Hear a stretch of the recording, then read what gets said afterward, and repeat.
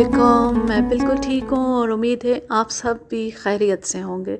शिकारियात series में जो कहानी मैं आपके लिए लेकर आई हूँ, इसका उन्वान है खां साहब का कातिल और इसके मुसन्निफ़ हैं कमर नकवी। अहमद हसन खां साहब मेरे अच्छे दोस्त भी थे और शौकीन शिकारी भी। ज़्यादातर परिंदों और चरिंदों का शिकार खेलते और बड़ी कामयाबी के साथ नहायत अच्छी ट्रॉफियाँ और खालें जमा की थीं। कई बार चीतल और चकारे के शिकार के लिए मेरे साथ गए और कामयाब वापस आए। दरिंदों के शिकार का या तो उन्हें मौका नहीं मिला था या ज़ौक़ नहीं था। मैंने कभी उनको बड़े शिकार की तरग़ीब नहीं दी। एक बार मैं शेर के शिकार के लिए रवाना होने वाला था कि अहमद हसन खां आ पहुँचे। मेरा सामान जीप पर बार हो चुका था और मैं गाड़ी में बैठने को था। खां साहब को देखकर ताज्जुब हुआ और वो आए भी इस हाल में थे कि शिकार का लिबास ज़ेब तन, मुलाजिम राइफ़ल लिए हुए, साथ साथ तांगे पर दूसरा ज़रूरी सामान। आते ही बोले, मेरे साथ शिकार पर जाएंगे? मैंने पूछा, राइफ़ल चुपके चुपके ख़रीद ली, मुझे बताया भी नहीं, अचानक ही मिल गई। खां साहब ने बताया कि कई रोज़ से इस राइफ़ल को रेंज पर फायर करके मश्क भी करते रहे ताकि निशाना पुख्ता हो जाए। वैसे भी खान साहब का निशाना बुरा नहीं था, उनके बयान पर शक की भी कोई वजह नहीं थी। बस तामल सिर्फ़ इसलिए कि खान साहब उम्र और तबीयत के एतबार से हम लोगों के बुज़ुर्गों का दर्जा रखते थे और हमारे शिकार में उनकी शमूलियत ऐसी हालत में नामुनासिब थी कि उनकी उम्र का और कोई शख्स साथ नहीं था। फिर शिकार भी शेर का, और खान साहब पहले कभी शेर के शिकार में शामिल नहीं हुए थे। बहरहाल उनसे मरासिम और उनकी मोहब्बत व खुलूस के पेश नज़र इनकार की भी गुंजाइश नहीं थी। खंदा पेशानी से उनका इस्तकबाल किया और उनका सामान गाड़ी पर बार करा लिया। खां साहब तमाम रास्ते अपने चुटकुलों से गाड़ी को ज़ाफ़राने ज़ार बनाए रहे। शिकार का सिलसिला यह था कि कस्बा दीप से 7 मील जनूब मशरिक़ में रघूली के जंगल में एक गैर मामूली जसामत के शेर की इत्तला मिली थी। इत्तला के मुताबिक ये शेर भी 10 फुट से कम नहीं था। नहायत तंदुरुस्त और जवान होने की वजह से खाल का रंग बिखरा हुआ था। उसी के शिकार का शौक कशां कशां दीप लिए जा रहा था। दीप रियासत भोपाल का एक मशहूर कस्बा है। दीप पहुंचकर जीप छोड़ दी और बजरिया बैलगाड़ी रघोली आ गए। ये छोटा सा गांव है जिसका पहाड़ी मोहल्ले वकू नहायत दिलकश और फ़ज़ा मशहूर कुन है। पहाड़ों पर सागवान, शेरने और इमली के घने जंगल होने की वजह से वहाँ उम्दा चरिंदों और दरिंदों की खासी तादाद पाई जाती है। मेरे मोतमद शिकारी ने, जो इस इलाके में घसीटे के नाम से मारूफ था, मेरे क़याम वगैरह का इंतज़ाम कर रखा था। यूँ भी रघोली मेरे लिए कोई नई जगह नहीं थी। कई दफ़ा पहले भी इन जंगलों में शिकार का इत्तेफाक हुआ। रघोली के जंगलों में नहायत उम्दा चीतल और सांभर कसरत से हैं। घसीटे ने मेरी हिदायत के मुताबिक शेर के उठने बैठने के मकामात, गुज़रगाहें, पानी पर आने की जगह सब अच्छी तरह देख रखी थी। जिस रोज़ मैं रघोली पहुंचा, उसी रोज़ घसीटे के बयान के मुताबिक शेर ने एक बड़े नील को मारकर नदी के किनारे झाड़ियों में खाया था। दूसरे रोज़ मैंने उस मकाम का जायज़ा लिया। नील पानी पर आया था, खुरों के वाज़े निशानात मौजूद थे। नील के गिरने का निशान और किसी कदर जद्दोजहद के आसार ऐन पानी के किनारे नरम मिट्टी पर वाज़े थे। उसी मकाम पर शेर के इस हालत के माग थे जब वो शिकार को हलाक करने के लिए पंजों के नाखन पूरी तरह फैलाए होता है। कुछ खून भी मिला जो खुश्क होकर जम गया था। गांव से उस मकाम का फासला 1.5 मील से ज़्यादा नहीं था। اور یہ جگہ نسبتاً صاف اور مناظر دلکش تھے۔ اطراف میں کئی ایسے بڑے درخت بھی موجود تھے جن پر مچان باندھی جا سکے۔ بہرحال میں نے گھسیٹے کو ہدایت کر دی کہ املی کے ایک بہت بڑے درخت پر مچان بندھوا دے۔ تیسرے روز میں پہاڑی والی مچان پر جا بیٹھا۔ مچان والے درخت سے 20 گز کے فاصلے پر ایک درخت پر خاں صاحب اور گھسیٹے کو بٹھایا گیا۔ میرے ساتھ احسان بیٹھا تھا۔ شام سے ہی جنگل پر مہیب سناٹا مسلط ہو گیا۔ سورج غروب ہونے کے بعد اس سکوت کو سب سے پہلے ایک ریچھ نے توڑا۔ نہ جانے 2 لنگوروں سے اس کی کیا پرانی عداوت تھی کہ عین میرے درخت کے سامنے اس نے لنگوروں پر حملہ کر دیا۔ ایک لنگور بھاگ کر درخت پر چڑھ گیا، دوسرا جھاڑی کے کنارے سے ہو کر ریچھ کے عقب میں چلا گیا، اور جب ریچھ شاخ پر لٹکے ہوئے لنگور کی طرف متوجہ تھا تو اس لنگور نے خو خو کر کے خوب اچھل کود کی۔ غالباً وہ ریچھ کو برا بھلا کہہ رہا تھا۔ ریچھ آخر اس کی طرف دوڑا۔ وہ بھاگ کر چشمے زدن میں درخت پر چڑھ گیا۔ اس عرصے میں درخت والا لنگور کود کر ریچھ کے پیچھے دوڑا۔ ریچھ نے اپنا حملہ ملتوی کر کے اس کی طرف رخ کیا اور بڑی پھرتی سے اس پر جھپٹا، لیکن لنگور اس کا استاد تھا۔ وہ درخت پر چڑھ گیا اور ریچھ اپنی حرکات پر آپ ہی نادم ہو کر ایک طرف چلا گیا۔ لنگور بھی ذرا دیر بعد ہی ٹہلتے ٹہلاتے دوسری طرف نکل گئے۔ غروب کے بعد جنگل کے دوسرے جانور بھی چہل قدمی کرنے لگے۔ نیلوں کا ایک مندہ مشرق کی گھاٹیوں سے نکل کر ندی کی طرف گیا۔ ذرا دیر بعد 4 خوش نما سینگوں والے چیتل بھی پہاڑی سے اتر کر میدانوں کی طرف نکل گئے۔ 3-4 سور بھی گزرے۔ اس کے بعد پھر وہی سکوت جس سے وحشت ہوتی ہے۔ رات چاندنی تھی، لیکن بادلوں کے آوارہ ٹکڑے کبھی کبھی چاند کو چھپا لیتے تھے۔ 10 بجے کے بعد میں نے ٹانگیں پھیلا کر کمبل اوڑھ لیا اور احسان کو سونے کے لیے کہا تو وہ بھی گٹھڑی بن کر لیٹ گیا۔ 2 بجے رات تک میں شیر کا منتظر رہا۔ اس کے بعد نیند نے بہت ستایا تو میں نے احسان کو جگا دیا اور خود کمبل اوڑھ کر سو گیا۔ آنکھ کھلی تو دھوپ نکل آئی تھی۔ 5 راتیں اسی عالم میں گزریں، شیر نظر نہ آیا۔ 6ٹھی رات صبح 4 بجے کے قریب احسان نے مجھے جگایا۔ خاں صاحب کے درخت کے نیچے کوئی جانور معلوم ہوتا تھا۔ درخت کے عین نیچے تاریکی زیادہ ہوتی ہے، تاہم خیال یہی ہوا کہ شیر ہوگا۔ کھوردار جانور کی کچھ نہ کچھ آواز ضرور ہوتی ہے۔ میں نے رائفل ہاتھ میں لے کر رخ اس درخت کی طرف کر لیا۔ احسان ٹارچ سنبھال کر میرے اشارے کا منتظر تھا اور میں خاں صاحب کے فائر کا انتظار کر رہا تھا۔ چند لمحے اسی انتظار میں گزرے۔ درخت کے نیچے متحرک سایہ نظر آ رہا تھا۔ نہ جانے خاں صاحب سو گئے تھے یا کیا صورت تھی۔ بہرحال جب ان کی طرف سے کوئی اقدام نہ ہوا تو میں نے رائفل شانے سے لگا کر سیفٹی کیج کھولا۔ ساتھ ہی احسان نے ٹارچ روشن کی اور ہر طرف روشنی ہو گئی۔ درخت کے نیچے کچھ بھی نہیں تھا، صرف جھینگر بول رہے تھے۔ غالباً یہ ہمارا وہم تھا۔ اس روز میرا شکار ختم ہو گیا اور ہم بے نیل و مرام بھوپال واپس آ گئے۔ اس کے بعد عرصے تک رگھولی جانے کا خیال نہ آیا۔ پھر میں دکن چلا گیا اور 1.5-2 ماہ قیام کیا اور وہاں کچھ جگہوں پر شکار بھی کھیلتا رہا۔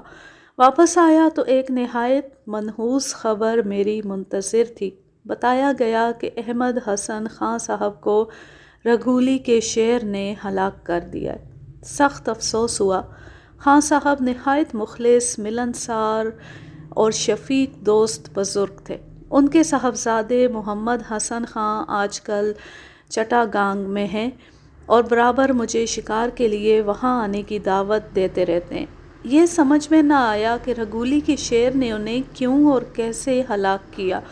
محمد حسن خاں کو جو تفصیلات معلوم تھیں ان سے میری تسلی نہ ہوئی۔ تو میں نے گھسیٹے کو بلایا۔ گھسیٹے نے بتایا کہ میری واپسی کے 1 ماہ بعد ایک روز خان صاحب اپنے ملازم کے ہمراہ رگولی پہنچے۔ گھسیٹے نے اپنی بساط کے مطابق ان کا طعام و قیام کا انتظام کیا اور آنے کی وجہ دریافت کی تو خان صاحب نے شیر کے شکار کا ارادہ ظاہر کیا۔ گھسیٹے کو معلوم تھا کہ خان صاحب سے میرے مراسم میں، لہٰذا اس نے حامی بھر لی۔ مچان باندھا گیا اور خان صاحب کئی راتیں بیٹھ کر شیر کا انتظار کرتے رہے، لیکن شیر نے گارا نہیں کیا۔ ایک دن وہ صبح مچان سے اترے اور بعض مقامات پر شیر کو تلاش کرنے کا ارادہ ظاہر کیا۔ گھسیٹے کو غلط فہمی ہوئی کہ خان صاحب میرے ساتھیوں میں سے ہونے کی وجہ سے تجربے کار شکاری ہیں۔ خان صاحب اپنے ایک دوست کو ساتھ لے کر چل دیے۔ گھسیٹے کو انہوں نے مچان والے درخت کے نیچے چھوڑ دیا۔ گاؤں کے کئی آدمی بھی گھسیٹے کے ساتھ رہے۔ خان صاحب نے ان لوگوں سے کہا تھا کہ وہ بعض جگہیں دیکھ کر آدھے گھنٹے میں واپس آ جائیں گے۔ زیادہ دیر نہیں گزری تھی کہ خان صاحب اور ان کے ساتھیوں کی چیخیں سنی گئیں، ساتھ ہی ایک فائر ہوا۔ اس کے بعد شیر کے حملے کی ہولناک آواز۔ لازماً فائر خالی گیا تھا۔ دھاڑ کے بعد پھر مسلسل چیخو پکار کی آوازیں آتی رہی۔ گھسیٹے اور گاؤں کے دوسرے لوگ فوراً ہی چیختے چلاتے آواز کی طرف دوڑ پڑے اور جائے واردات پر پہنچ گئے۔ خان صاحب ایک جھاڑی کے قریب پڑے تڑپ رہے تھے۔ ان کے ساتھی ایک درخت کے تنے سے نیم بے ہوشی کے عالم میں لپٹے ہوئے تھے اور ان کی گھگی بندھی ہوئی تھی۔ شیر نے خان صاحب کی پسلیوں پر تھپڑ مارا تھا۔ اس پہلو کا سارا گوشت غائب تھا، اندرونی اعضاء نظر آ رہے تھے۔ پیٹ بھی پھٹ چکا تھا اور آنتیں باہر نکل آئی تھیں۔ چند ہی لمحوں بعد انہوں نے دم توڑ دیا۔ خان صاحب کے ساتھی کو بمشکل نیم مردہ حالت میں لایا گیا اور 10-12 دن کے علاج معالجے کے بعد اس کے حواس ٹھکانے آئے۔ اس نے بیان کیا کہ خان صاحب آگے اور یہ حضرت پیچھے پیچھے جھاڑیوں میں گھستے چلے جا رہے تھے۔ یہ بار بار خان صاحب سے واپسی کا تقاضا کرتے اور سہمے جا رہے تھے، لیکن خان صاحب اس کی ہمت بڑھاتے آگے بڑھتے گئے۔ اس مقام پر درختوں کے سائے میں جھاڑیاں گھنی تھیں اور جا بجا چھوٹی بڑی چٹانیں بھی پھیلی ہوئی تھیں۔ یہ بڑی چٹان کی آڑ سے نکلے تو سامنے شیر بیٹھا نظر آیا۔ فاصلہ بمشکل 2-3 فٹ ہوگا۔ ان لوگوں کو اس طرح غیر متوقع طور پر آتے دیکھ کر شیر بھی غالباً گھبرایا ہوگا۔ خان صاحب نے بندوق سیدھی کی، اسی وقت ان کے ساتھی نے چیخ ماری۔ شیر جو کھڑا ہوا تو رائفل سے اس کا سر ٹکرایا۔ رائفل خان صاحب کے ہاتھ سے گرنے لگی۔ وہ اسے سنبھال ہی رہے تھے کہ شیر نے تھپڑ مارا، جس سے رائفل فائر ہو گئی۔ شیر ایک زوردار گرج کے ساتھ بھاگ گیا۔ ان لوگوں نے بتایا کہ شیر ہاتھی جتنا بڑا تھا۔ افسوس یہ ہوا کہ خان صاحب نے شیر کے شکار کا تجربہ نہ ہونے کے باوجود تنہا شکار پر جانے کی ہمت کی۔ اب شیر کو ہلاک کرنا اس وجہ سے بھی زیادہ ضروری ہو گیا تھا کہ شیر کو انسان کے خون کی بو اور ذائقے کا علم ہو گیا ہوگا۔ تھپڑ مار دینے کی وجہ سے ناخنوں میں تھوڑا بہت خون ضرور بھرا ہوگا، اور اگر شیر نے اپنا پنجہ چاٹا تو خون زبان پر بھی لگا ہوگا۔ یہی بات اس کو آدم خور بنا دینے کے لیے کافی ہے۔ قبل اس کے کہ دیہات کے لوگ اس کا شکار ہونے لگیں، ضروری تھا کہ اسے ختم کیا جائے۔ چند ہی روز کے بعد میں رگھولی جا پہنچا، اس مقام کا معائنہ کیا جہاں خان صاحب ہلاک ہوئے تھے۔ وہ جگہ دیکھی جہاں ان کے لیے مچانیں باندھی گئی تھیں۔ خان صاحب جس جگہ ہلاک ہوئے وہ پہاڑیوں کے اس تنگ درے سے چند 100 گز کے فاصلے پر تھی، جہاں ندی 2 پہاڑیوں کے تنگ راستے میں داخل ہوتی ہے۔ ان مقامات کو میں پچھلی بار بھی دیکھ چکا تھا۔ اس تنگ درے کے قریب سے واپس آتے ہوئے ایک پتھر پر سے میرا پیر پھسلا، توازن برقرار نہ رہ سکا اور میں پشت کے بل گر گیا۔ میں پہلے تو اس قسم کے واقعات کا ہرگز قائل نہیں تھا۔ اس وقت بھی اپنی چوٹ کا کچھ خیال نہ کیا۔ تمام دن جنگلوں میں گھومتا رہا، شام کو واپس آ کر غسل کیا اور بیٹھا تو کمر میں جہاں چوٹ لگی تھی درد محسوس ہوا۔ رات تک درد بڑھ گیا اور صبح میں اٹھنے کے قابل بھی نہ رہا۔ میرے ساتھیوں کا خیال تھا کہ یہ نیک شگون نہیں، لیکن میں اسے محض اتفاق سمجھتا ہوں۔ اس قسم کے کئی واقعات مختلف موقعوں پر پیش آتے ہیں اور ہر دفعہ کچھ ایسا ہی اندازہ ہوا کہ اللہ نے کسی مصلحت کے تحت اس طرح روک دیا ہے۔ درد کی تکلیف نے 2 روز بے چین رکھا۔ تیسرے روز میں سب کی رائے پر عمل کرتے ہوئے واپس بھوپال اور وہاں سے ابراہیم نگر چلا آیا۔ جس مقام پر چوٹ آئی تھی وہاں اب بھی کبھی کبھی درد ہوتا ہے۔ بہرحال تقریباً 1 ماہ بعد دوبارہ گھسیٹے کو طلب کیا اور شیر کے بارے میں پوچھا۔ اس نے بتایا کہ شیر اب بھی موجود ہے، لیکن اب آدمیوں کو بڑے غور سے دیکھتا ہے اور کبھی کبھی کسی کو دیکھ کر آڑ میں بھی ہو جاتا ہے۔ دونوں علامتیں نہایت خطرناک تھیں۔ آدم خوری کی ابتدا ہونے میں زیادہ دیر نہیں تھی۔ میں نے روانگی میں توقف نہ کیا، گھسیٹے کے ساتھ ہی رگولی پہنچا اور دوسرے روز ندی سے کوئی میل بھر ہٹ کر ایک پگڈنڈی کے قریب بھینسا باندھا گیا۔ یہاں جنگل کی 2 پگڈنڈیاں مختلف سمتوں سے آ کر ملتی ہیں اور شیر کے ماغ بھی خاصی تعداد میں تھے۔ رات کو ہی گارا ہو گیا۔ شیر نے نصف سے کچھ زیادہ کھا لیا اور باقی گھاس پھوس سے چھپا کر قریب ہی جھاڑی میں آرام کرنے لیٹ گیا۔ دن چڑھے میں خود گھسیٹے کو ساتھ لے کر بھینسے کو دیکھنے آیا تو یہ شیر جھاڑیوں میں تھا، لیکن مجھے دیکھ کر چل دیا۔ فوراً ہی میں نے گھسیٹے کو گاؤں واپس بھیج کر جھولا منگوایا۔ مچان باندھنے کا وقت آ پہنچا تھا، اس لیے ایک درخت پر جھولا ہی باندھا گیا۔ جھولا دراصل رسیوں کو بل دے کر اس طرح بنایا جاتا ہے کہ اس کی جھولی میں آدمی بیٹھ کر کسی شاخ یا رسی کے ہی ایک آدھ بل پر پیر رکھ سکے۔ عصر کی نماز جھولے پر ہی پڑھی۔ اس کے بعد بھینسے پر نظریں جما کر تیار ہو بیٹھا۔ ساتھ کوئی بھی نہیں تھا۔ گھسیٹے کو بھی میں نے واپس کر دیا تھا۔ شیر بچے ہوئے شکار پر آنے میں دیر نہیں کرتا، اکثر شام کے وقت آ جاتا ہے۔ یہ شیر چونکہ ایسا زیادہ تجربے کار نہیں تھا، اس لیے اس کے آنے میں بظاہر کوئی چیز مانے نہیں تھی، لیکن مغرب کی نماز سے ذرا پہلے 2 چیتل ادھر سے گزرے۔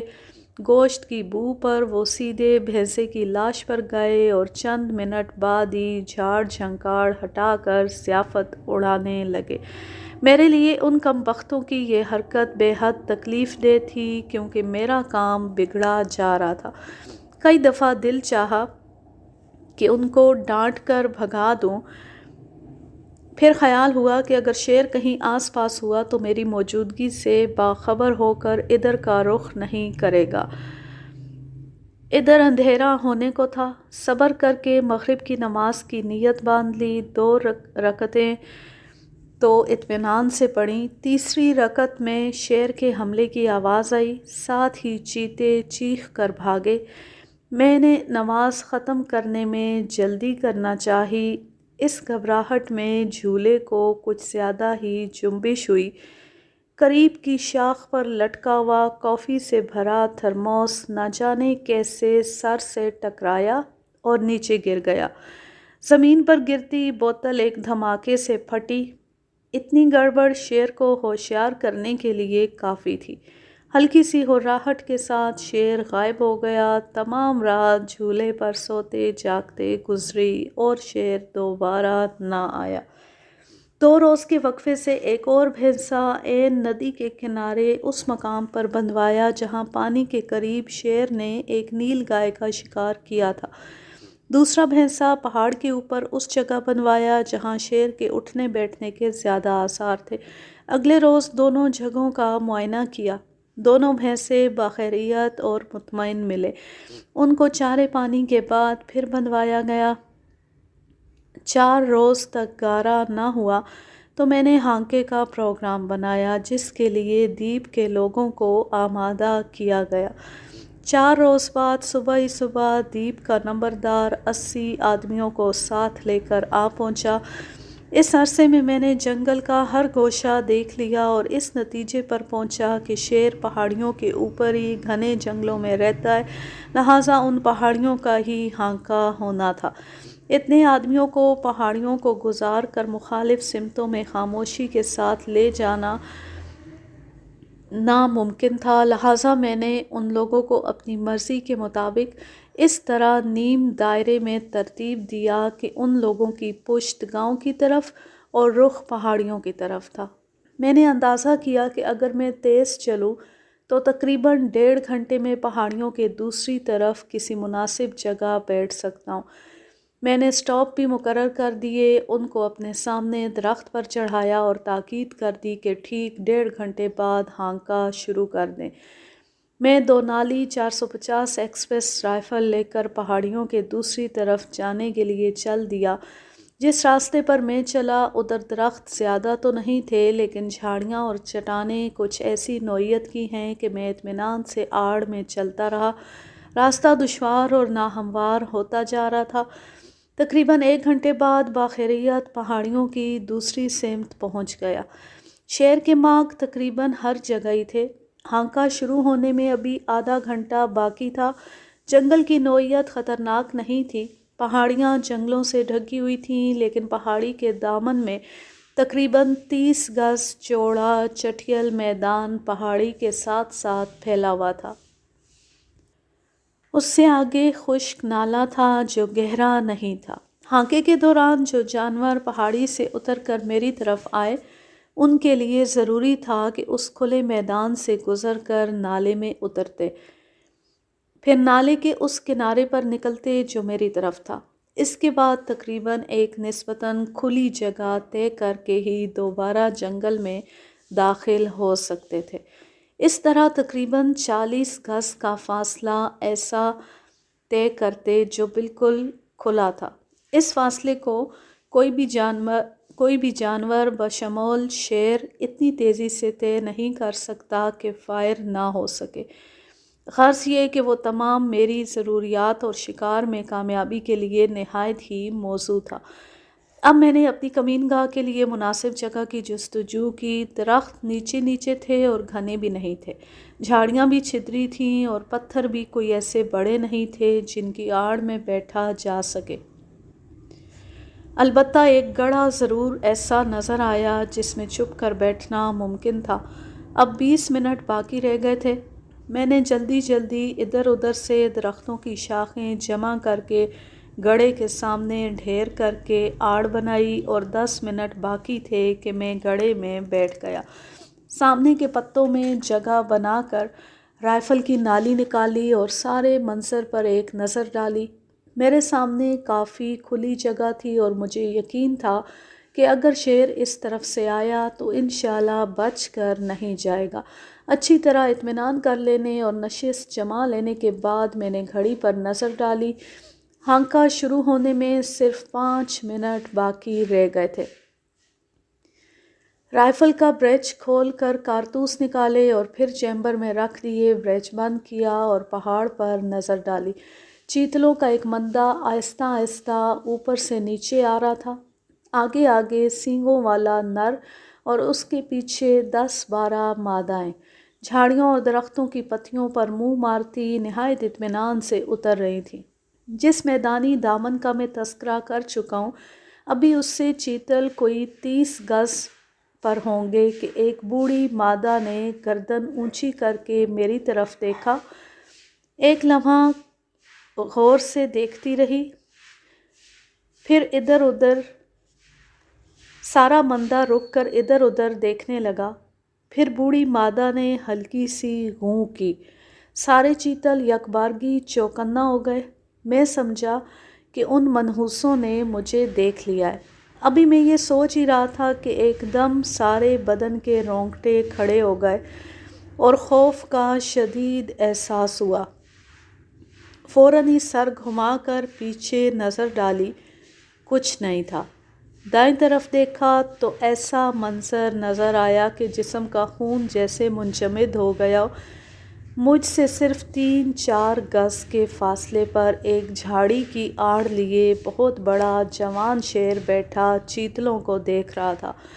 اس نے بھی کمین گاہ کے لیے وہی جگہ منتخب کی تھی جو میں نے کی۔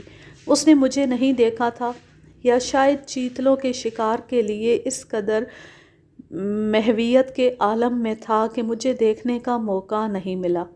میں اس کی لمبی خوبصورت دم دیکھ رہا تھا جو دائیں بائیں حرکت کر رہی تھی، اور کان پورے کھڑے، جسم دبکا ہوا، سینہ زمین سے لگا ہوا، اور نظریں چیتلوں پر۔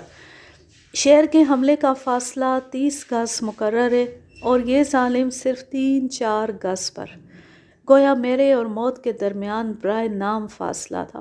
مشکل یہ تھی کہ اگر میں رائفل کا رخ شیر کی طرف کرنے کے لیے جنبش کرتا ہوں تو اس کی نظر مجھ پر پڑ جاتی اور وہ فوراً حملہ کر دیتا۔ میں نے رائفل کے گھوڑے نہیں چڑھائے تھے۔ میری رائفل کے گھوڑے خاصے سخت تھے اور ان کو چڑھانے میں ہلکی سی ٹک کی آواز آتی تھی۔ غالباً اس حالت میں چند منٹ ہی گزرے ہوں گے، لیکن ایسا معلوم ہوا کہ صدیاں گزر گئی ہیں۔ سارا جسم پسینے سے شرابور ہو گیا اور حلق خشک، آنکھیں جیسے حلقوں سے باہر نکلنے کو تھی، اور سر میں ہلکا ہلکا درد ہونے لگا۔ چند لمحے گزرے تو جیسے غنودگی سی طاری ہونے لگی۔ میں نے سوچا اگر یہی حالت ذرا دیر اور رہی تو یقیناً میں بے ہوش ہو جاؤں گا۔ کچھ کر گزرنے کا وقت ہے۔ چیتل اتنی دیر کھڑے بخور جائزہ لیتے رہے، پھر بوڑھی مادہ نے ایک آواز کی اور چیتل دوڑتے ہوئے واپس پہاڑی پر چڑھ گئے۔ ادھر چیتل پہاڑی کے اوپر کی طرف بھاگے، ادھر شیر اپنی کمین گاہ سے نکل کر ان کی طرف چند قدم بلی کی طرح دبک کر دوڑا۔ یہی موقع حملے کا تھا۔ میں نے تیزی سے رائفل پوزیشن میں لے لی۔ رائفل شانے تک آتے آتے گھوڑے ہلکی سی ٹک کے ساتھ چڑھ گئے اور فی الفور شیر نشانے پر آ گیا۔ گھوڑوں کی ٹک پر شیر رکا اور گھوم کر میری طرف دیکھا۔ اسی وقت میری ایکسپریس نے شعلہ اگلا۔ الحمدللہ کہ گولی عین سر اور گردن کے جوڑ پر درمیان میں پڑی۔ زاویہ ترچھا ہونے کی وجہ سے گولی پھٹی تو دماغ، حرام مغز اور ریڑھ سب کے پرخچے اڑا دیے۔ اتنے قریب کی گولی لگنے کی وجہ سے شیر کا سر نیم دائرے کی صورت میں گھوما اور زمین پر ٹک گیا۔ جسم میں ایک جھرجھری سی آئی، اس کا دم نکل رہا تھا، لیکن میں نے اتنی سی جھرجھری پر دوبارہ حلق کے نیچے ایسے زاویے سے نشانہ لیا کہ سر کے پرخچے اڑ جائیں اور فائر کر دیا۔ شیر کا سر اور 1 فٹ پیچھے ہو گیا۔ ایسا محسوس ہو رہا تھا جیسے ہزاروں میل کے فاصلے پر مکھیاں سی بھن بھنا رہی ہوں۔ ہانکا شروع ہو چکا تھا، لیکن مجھے ان آوازوں کا احساس بہت دیر بعد ہوا۔ نہ جانے کتنی دیر میں اسی طرح بیٹھا رہا، حتیٰ کہ ہانکے والے آ پہنچے۔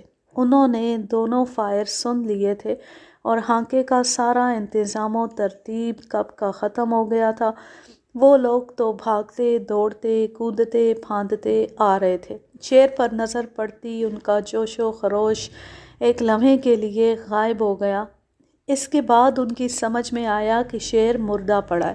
اس کے ساتھ ہی دوبارہ وہی خوشی کے نعرے اور اچھل کود۔ وہ لوگ شیر کے قریب پہنچے تو مجھ پر نظر پڑی۔ 2 آدمیوں نے سہارا دے کر مجھے گڑھے سے نکالا، گھسیٹے نے پانی کی بوتل دی۔ میں نے رائفل اس کو تھما کر پانی کے چند گھونٹ پیے، تب حواس درست ہوئے۔ شیر پر نظر ڈالی۔ خان صاحب کا قاتل میرے قدموں میں مردہ پڑا تھا۔ میں نے انتقام لے لیا۔ اس کہانی کا ماخذ ہے سیارہ ڈائجسٹ، فروری سن 1968۔ اب میں لیتی ہوں آپ سے اجازت۔ جہاں رہیں خوش رہیں، شاد و آباد رہیں، ہنستے مسکراتے رہیں۔ اللہ حافظ، اللہ نگہبان۔